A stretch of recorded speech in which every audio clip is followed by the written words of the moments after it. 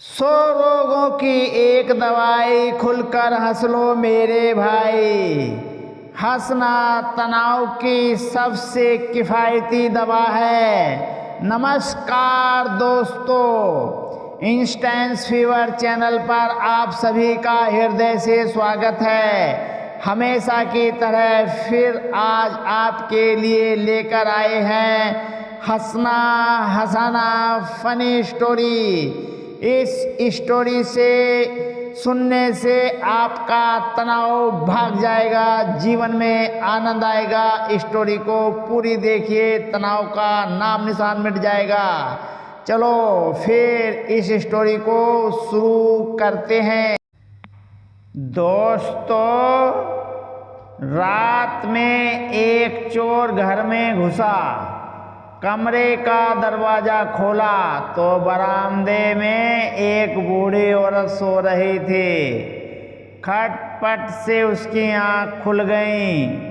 चोर ने घबरा कर देखा तो वह लेटे लेटे बोली, बेटा, तुम देखने से किसी अच्छे घर के लगते हो। लगता है किसी परेशानी से मजबूर होकर इस रास्ते पर लग गए हो। चलो कोई बात नहीं। अलमारी के तीसरे बक्से में एक तिजोरी है, इसमें का सारा माल तुम चुपचाप ले जाना, मगर पहले मेरे पास आकर बैठो। मैंने अभी अभी एक ख्वाब देखा है, वह सुनकर जरा मुझे इसका मतलब तो बता दो। चोर उस बूढ़ी औरत की रहमदिली से बड़ा अभिभूत हुआ और चुपचाप उसके पास जाकर बैठ गया।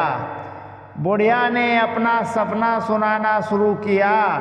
बेटा, मैंने देखा कि मैं एक रेगिस्तान में खो गई हूँ। ऐसे में एक चील मेरे पास आई और उसने 3 बार जोर जोर से बोला, पंकज पंकज पंकज। बस फिर ख्वाब खत्म हो गया और मेरी आँख खुल गई। जरा बताओ तो इसका क्या मतलब हुआ। चोर सोच में पड़ गया। इतने में बराबर वाले कमरे से बुढ़िया का नौजवान बेटा पंकज अपना नाम जोर जोर से सुनकर उठ गया और अंदर आकर चोर की जमकर धुनाई की। बुढ़िया बोली, बस करो, अब इसे अपने किए की सजा भुगत चुका है। चोर बोला, नहीं नहीं, मुझे और कूटो ताकि मुझे आगे याद रहे कि मैं चोर हूँ, सपनों का सौदागर नहीं। जबरदस्त जोक। एक आदमी अस्पताल में आखिरी सांसें गिन रहा था। एक नर्स और उसके परिवार वाले उसके बिस्तर के पास खड़े थे। आदमी अपने बड़े बेटे से बोला, बेटा, तू मेरे मिलेनियम सिटी वाले 15 बंगले ले ले। बेटी से बोला, बेटी, तू सोनीपत सेक्टर 14 के बंगले ले ले। छोटे बेटे से बोला, तू सबसे छोटा है और मुझे सबसे ज़्यादा प्यारा भी है, इसलिए तुझे मैं ग्रीन पार्क की 20 दुकानें देता हूँ।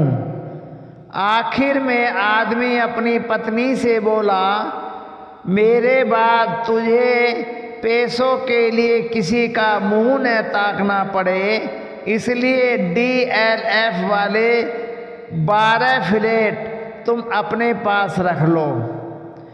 पास में खड़ी नर्स ये सब सुनकर आदमी की पत्नी से बोली, आप बहुत भाग्यशाली हैं कि आपको इतने अमीर पति मिले जो इतनी सारी जायदाद देकर जा रहे हैं। आदमी की पत्नी, कौन अमीर, कैसी जायदाद?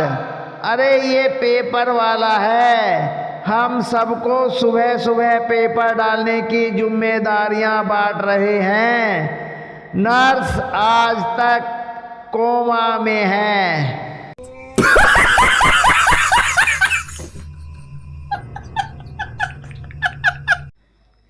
एक बार एक बाबा किसी महफिल में गए। वहाँ सब उनका मजाक उड़ाने लगे। बाबा ने कहा, देखो हम फकीर लोग हैं, हमारा मजाक न उड़ाएं। लोग खूब हंसे। अचानक उन सबको दिखना बंद हो गया।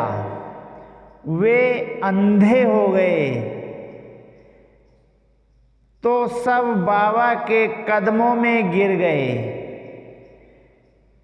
बाबा जी हमें माफ कर दो।